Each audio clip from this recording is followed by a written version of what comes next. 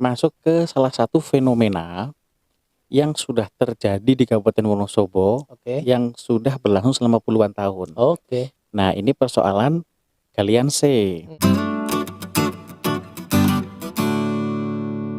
Nah, galian C ini kan sudah bertahun-tahun di Wonosobo dan setahu saya itu memang tidak berizin, Pak. Setahu saya sih, tapi nggak tahu kebenarannya kayak apa. Nah, ini kan jelas bahwa galian C itu berdampak tidak baik terhadap lingkungan. Ya. Karena memang dari beberapa kejadian pernah disampaikan salah satu wartawan itu menyebabkan kebanjiran. Kemarin katanya yang di Kretek itu sudah sempat ada kebanjiran.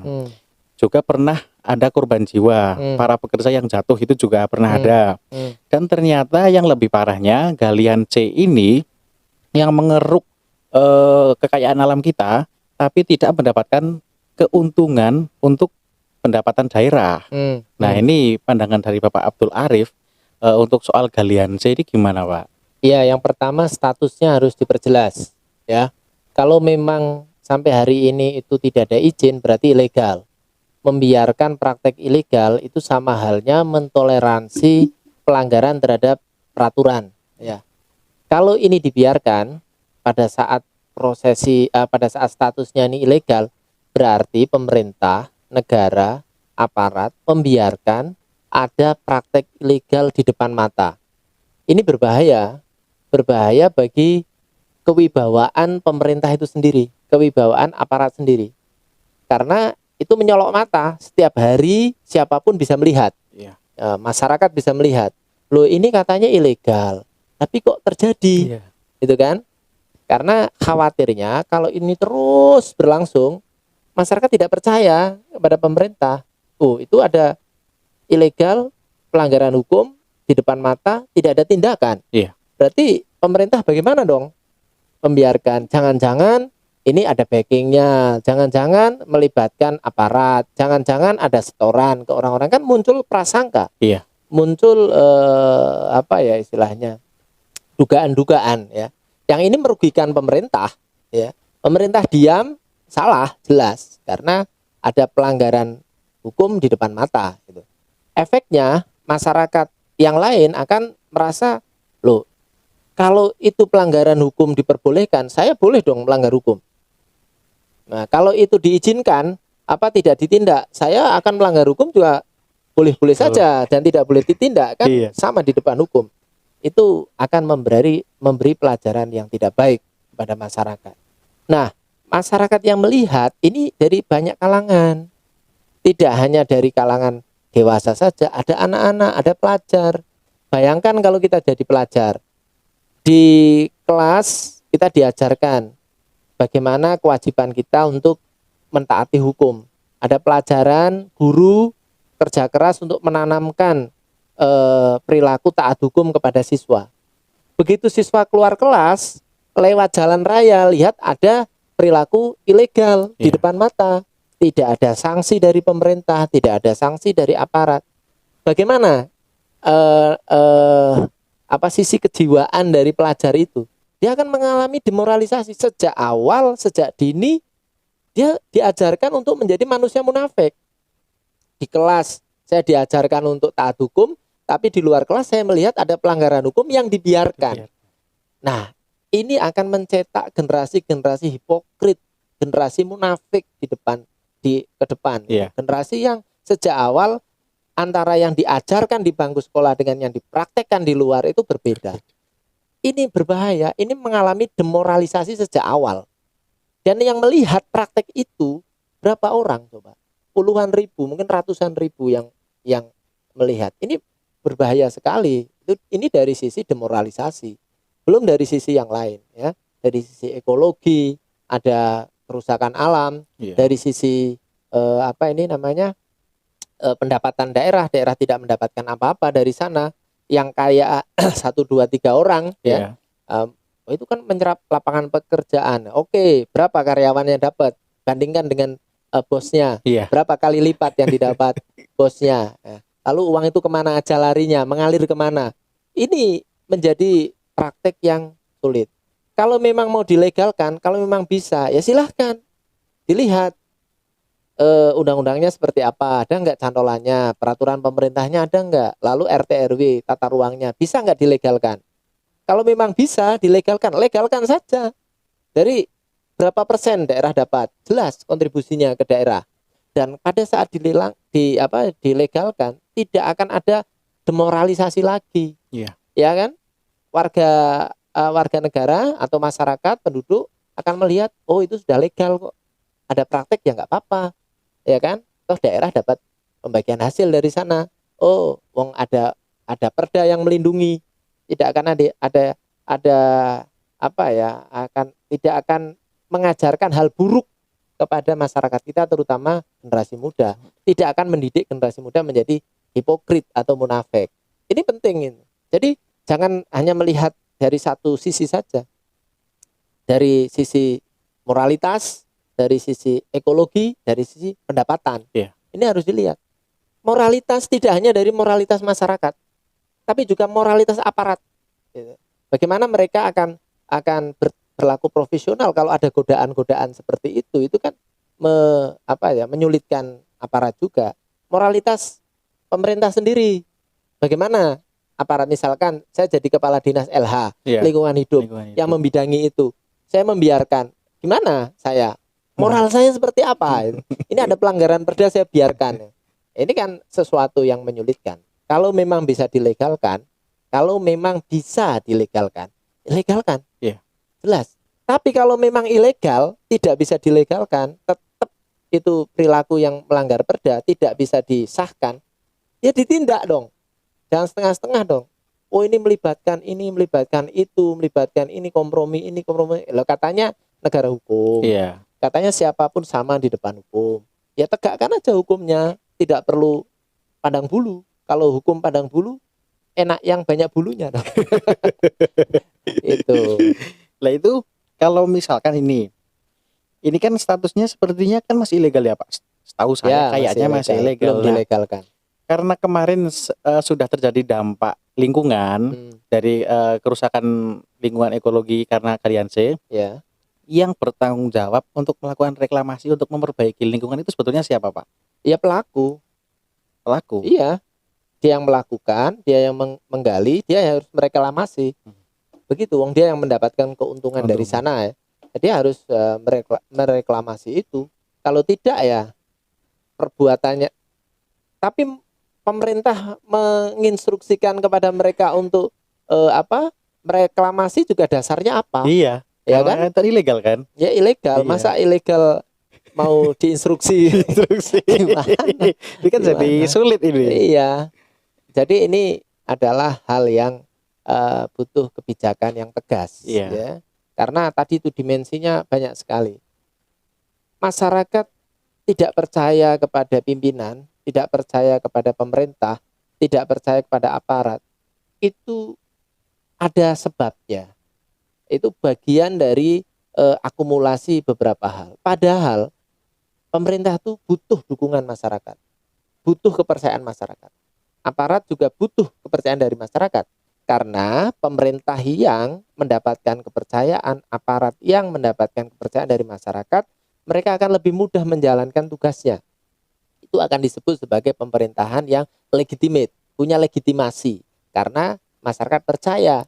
Itu loh. Sebaliknya, pemerintahan yang tidak dipercaya oleh masyarakat akan sulit mendapatkan dukungan. Iya. Masyarakat diminta begini, diminta begitu, wong perilakunya aja begitu. Masyarakat diminta tegak hukum, loh itu ada pelanggaran hukum aja dibiarkan. Kalau itu boleh, kenapa saya tidak boleh? Iya. Nah, seperti itu akan menyulitkan pemerintah sendiri.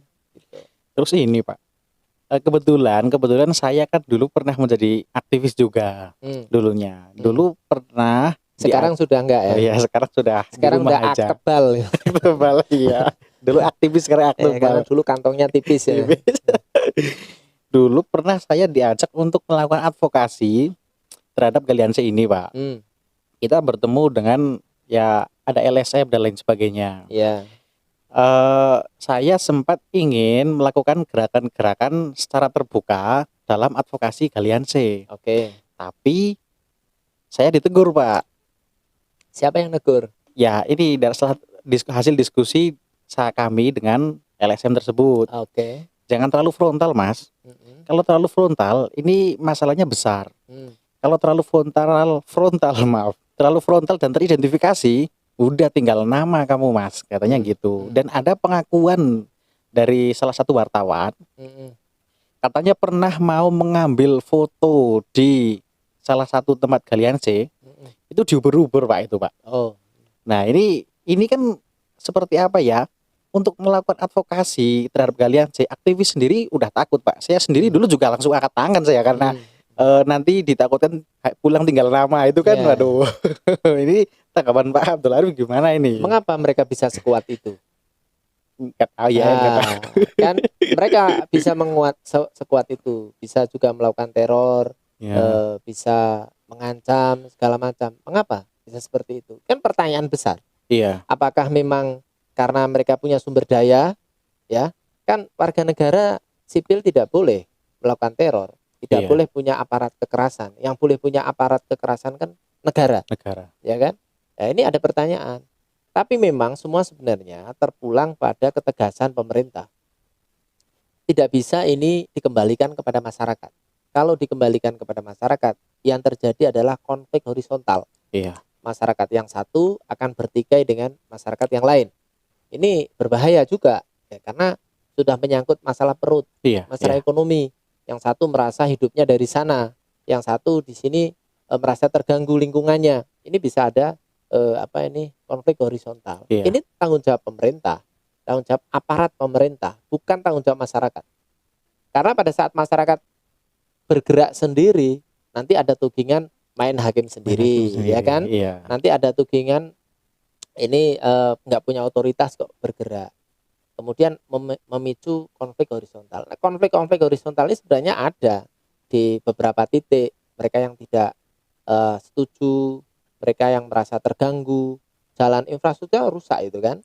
Kemudian mata air beberapa juga sudah hilang. Kan? Nah, itu kepada siapa mereka akan memprotes itu? Ya, ke pemerintah.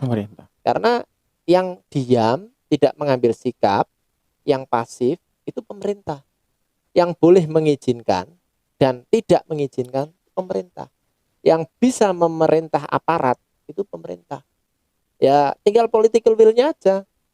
Apakah akan membiarkan praktek ini terus sampai kapan?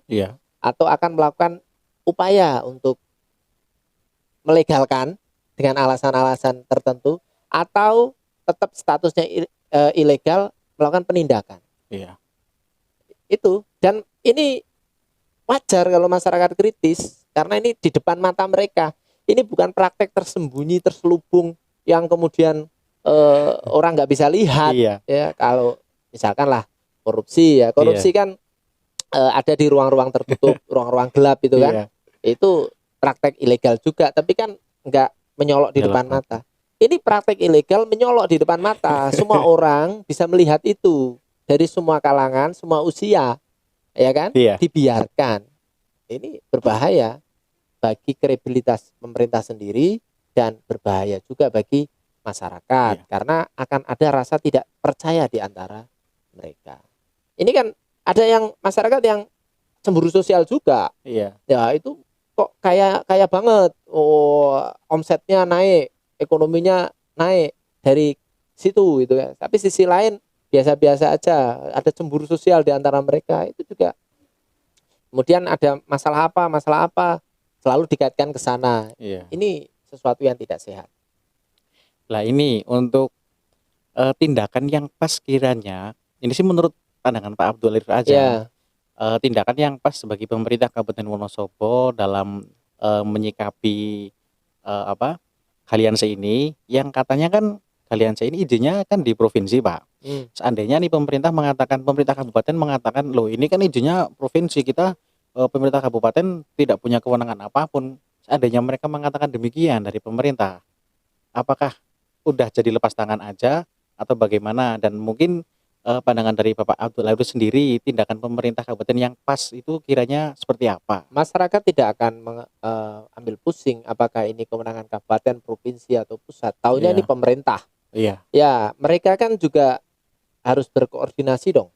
Antara pemerintah provinsi dengan pemerintah kabupaten kan. Wong ini ada praktek di depan mata, ada kerusakan lingkungan di depan mata. Pilihannya ya menurut kami pertama dikaji. Mungkin nggak itu dilegalkan sekalian? Mungkin nggak. Kalau dilegalkan kan bisa diatur. Iya. Ya, menggalinya area mana saja yang boleh, area mana saja yang tidak. Iya. Kemudian kedalamannya seberapa bisa diatur. Kemudian reklamasinya bagaimana, tanggung jawabnya siapa. Kalau bisa memungkinkan dilegalkan, ya, kalau ada aturan hukum yang memungkinkan dilegalkan, kan pemerintah bisa intervensi langsung. Iya. Bisa mengawal langsung, bisa ikut terlibat di situ. Dari sisi legalitasnya terjamin, dari kerusakan lingkungan bisa dikendalikan, diminimalkan, kalau bisa seminimal mungkin, ya. Iya. Kemudian dari sisi pendapatan, dari sisi ekonomi ada kontribusi ke pemerintah. Iya. Kemudian dari sisi moralitas tidak ada itu tadi moral hazard tadi, ya. Orang tidak akan secara moral merasa menjadi hipokrit, menjadi munafik, gitu loh. Nah ini penting. Kalau memang bisa dilegalkan, legalkan. Kalau bisa betul-betul legal, semua untung. Iya. Pelaku juga bisa melaksanakan secara legal. Kemudian mulai dari bosnya sampai karyawan bisa bekerja. Kemudian reklamasi ada yang menanggung jawabi. Kemudian pendapatan bisa dihitung. Kita dapat berapa per bulan, pemerintah dapat berapa, PAD bisa naik. Iya. Tahunan berapa, kan bisa untuk bangun. Kalau bisa dilegalkan. Apakah bisa atau tidak? Pemerintah yang bisa jawab. Tapi kalau tidak bisa dilegalkan, statusnya tetap ilegal, ya ditutup. Tidak ada pilihan baina wa baina. Pilihan abu-abu tidak ada. Legal tapi ilegal tapi jalan terus tidak bisa. Ini negara hukum, men. Iya. Kalau memang legal ya jelas aturannya, ya jelas bagi hasilnya ke pemerintah. Kalau ilegal tutup. Tidak ada kompromi. Iya. Itu menurut pendapat kami.